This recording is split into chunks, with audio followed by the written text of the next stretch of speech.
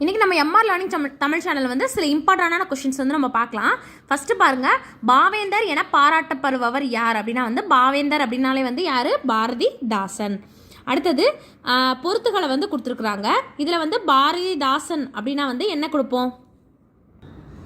பாரதிதாசனுக்கு வந்து புரட்சி கவி அப்படின்றது, பெருஞ்சித்திரனார் வந்து பாவலரேறு அப்படின்ற சிறப்பு பெயர் வந்து வச்சிருப்பாரு. தாரா பாரதிக்கு வந்து என்ன சிறப்பு பெயர் அப்படின்னா வந்து கவி ஞாயிறு. தேசிய விநாயகனாருக்கு பேர் வந்து கவிமணி அப்படின்றது வந்து சிறப்பு பெயர். இதில் வந்து ரொம்ப ரொம்ப முக்கியமானது. அடுத்த கொஸ்டின், நிறைய இதில் ரிப்பீட்டான கொஸ்டின். திராவிட நாட்டின் வானம்பாடி என அழைக்கப்படுபவர் யார்? யார் திராவிட நாட்டோட வானம்பாடி? முடியரசர்.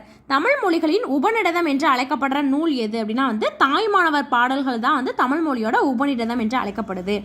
மக்கள் கவிஞர். மக்கள் கவிஞர் வந்து யார் அப்படின்னா வந்து பட்டுக்கோட்டை கல்யாண சுந்தரனார்.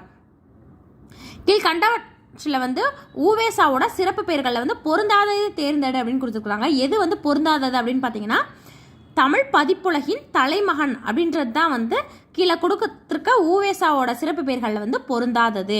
தமிழோட முதல் காப்பியம் என்று அழைக்கப்படும் நூல் எது? தமிழோட முதல் காப்பியம் எது? சிலப்பதிகாரம்.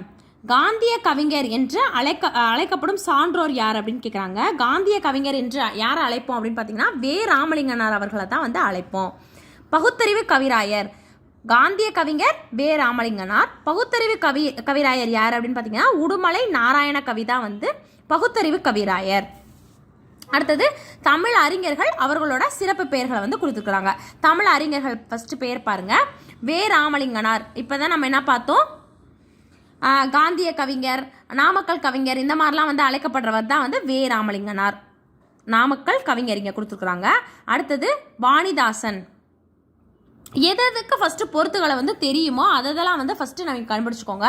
இப்போ வே ராமலிங்கனார்னா நாமக்கல் கவிஞர் அப்படின்னு தெரியுது. அடுத்தது வாணிதாசன் வந்து பாவலர் மணி அப்படின்னு அழைக்கப்படுவார். சுரதா எல்லாருக்கும் தெரியும், உவமை கவிஞர்னால யாரு? சுரதா. முடியரசன் வந்து கவி அரசு அப்படின்னு வந்து அழைக்கப்படுறாரு. இது ஒரு முக்கியமான கொஷின். தமிழ் நாடக தலைமை ஆசிரியர் என்று அழைக்கப்படுபவர்.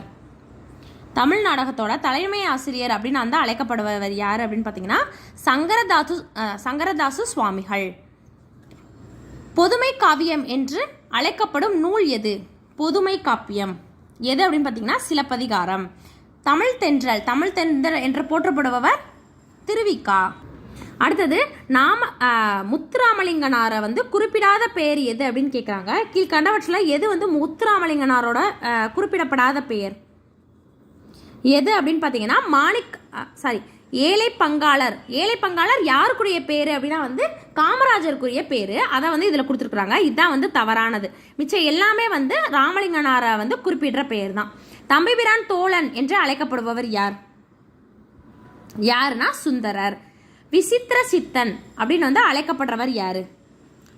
யார் அப்படின்னு பார்த்தீங்கன்னா மகேந்திரவர்மனை தான் வந்து விசித்திர சித்தன் அப்படின்னு வந்து அழைப்போம். காமராஜர் சிறப்பு பெயர்களில் வந்து கீழ்கண்டவற்றில் வந்து பொருந்தாதது அப்படின்னு கேட்குறாங்க. எது? பொன்மன செம்மல் அப்படின்றது தான் வந்து பொருந்தாதது. படிக்காத மேலை, ஏழை பங்காளர், கல்விக்கண் திறந்தவர், பெருந்தலைவர் எல்லாமே வந்து காமராஜரோட பெயர்கள். இது வந்து தவறானது. இது வந்து அவரோட பெயர் கிடையாது. கப்பலோட்டிய தமிழர் என்று அழைக்கப்படுபவர் யார்? யார் அப்படின்னா வந்து வஉசி. அறிவியல் புனைக்கதைகளின் தலைமகன் என்று போற்றப்படுபவர் யார் அப்படின்னு பார்த்தீங்கன்னா ஜூல்ஸ் வெர்னர் அப்படின்றவர் தான் வந்து அறிவியல் புனைக்கதைகளோட தலைமகன் அப்படின்னு வந்து போற்றப்படுபவர் ஜூல்ஸ். அடுத்தடுத்து வர கொஸ்டின்ஸ் வந்து நம்ம பார்க்கலாம். சேனலை சப்ஸ்கிரைப் பண்ணிட்டு பக்கத்தில் இருக்க பெல் ஐக்கானை வந்து ப்ரெஸ் பண்ணி வச்சுக்கோங்க. தேங்க்யூ.